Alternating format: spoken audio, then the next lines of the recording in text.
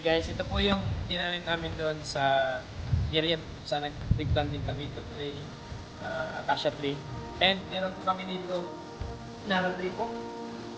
Marami po kami nakila doon kaya maraming chance na mabuhay po yung aming ating tinanim. Ito po yung mga aming pinagsikapan ng buhayin ng estudyante dito sa national, mga DRM student.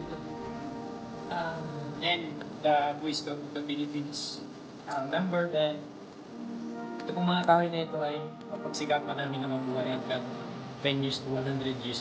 So, yun lamang po sa kanan.